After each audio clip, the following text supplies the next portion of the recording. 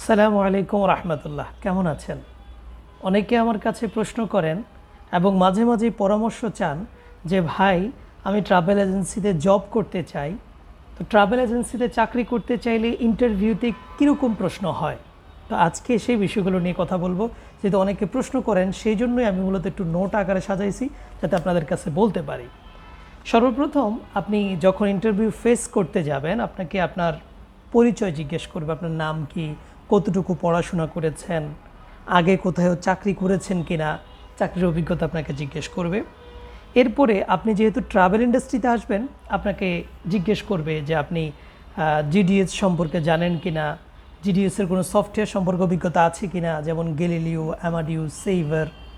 আপনি পিএনআর তৈরি করতে পারেন কিনা, তারপর আপনি টিকিট ইস্যু করতে পারেন কিনা, রিইস্যু করতে পারেন কিনা, রিফান্ড করতে পারেন কিনা।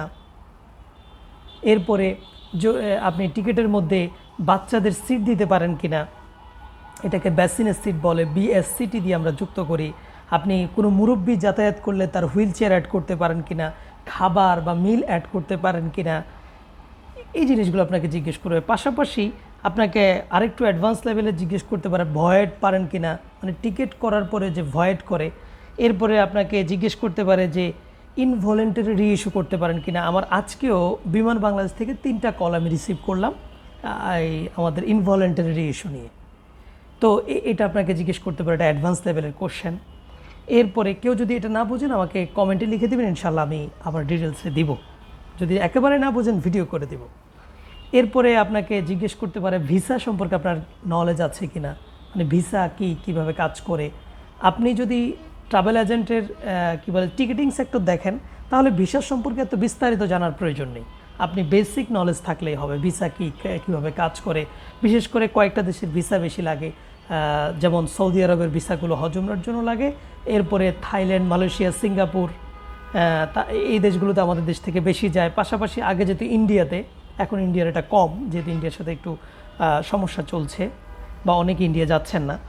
তো এরপরে আপনাকে জিজ্ঞেস করতে পারে যে আপনি ওটিএ ইউজ করতে পারেন কিনা, অনলাইন ট্রাভেল এজেন্ট যেটা রয়েছে, মানে পোর্টাল, যেটা আপনি পোর্টাল ইউজ করতে পারেন কিনা, পোর্টালে টিকিট ইস্যু করতে পারেন কিনা, এই বিষয়গুলো আপনাকে জিজ্ঞেস করতে পারে। পাশাপাশি আপনি যেহেতু ট্রাভেল এজেন্সিতে জয়েন করবেন, টিকিট রিজার্ভেশন অফিসার হিসেবে জয়েন করলে আপনাকে আরও জিজ্ঞেস করতে পারে যে সিটি কোডগুলো জানেন কিনা, যেমন ঢাকা সিটি কোড ডিএসি, চট্টগ্রামের হলো সিজিপি। এইভাবে আপনি জেদ্দার সিটি কোড কী, তারপর সিঙ্গাপুরের সিটি কোড কী, অস্ট্রেলিয়ার সিটি কোড কী, তারপরে ইতালির রোমের সিটি কোড কী, যেহেতু রোমে বাংলাদেশ থেকে বিমান ফ্লাই করে, বাংলাদেশ বিমানে যায়, আরও অনেক বিমান যায়। এইভাবে আপনাকে জিজ্ঞেস করতে পারে। এর পাশাপাশি আপনাকে জিজ্ঞেস করতে পারে যে বিমানের কোড কী, যেমন বিমান বাংলাদেশের কোড হলো বিজি।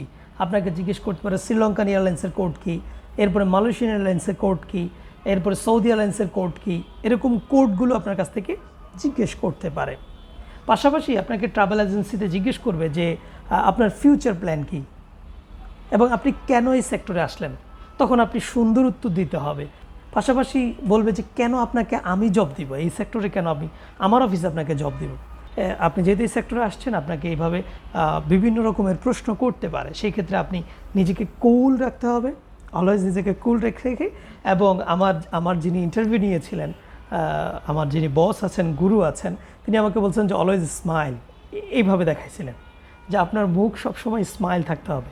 যদি আমরা মুসলমান, আমরা বিশ্বাস করি মুহাম্মদ সাল্লাল্লাহু আলাইহি ওয়াসাল্লাম বলেছেন হাসি মুখে কারোর সাথে কথা বললে সওয়াব হয়। তো এটা তো আমাদের মুসলমানদের জন্য। আপনি যদি অন্য ধর্মের হন, আমার অনেক পরিচিত জন আছেন যারা ইন্ডাস্ট্রিতে কাজ করে, মুসলমান নয়। তো সেই ক্ষেত্রেও আপনাকে হাসি মুখে অলওয়েজ, আপনার ক্লায়েন্ট, আপনার যিনি আসছেন, খেপে যাবেন, গরম হয়ে যাবেন।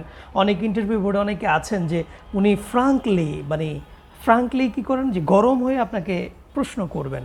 সেই ক্ষেত্রে আপনি খুব স্মুথলি, কোল্ড মাইন্ডসেট নিয়ে আপনি উত্তর দিতে হবে।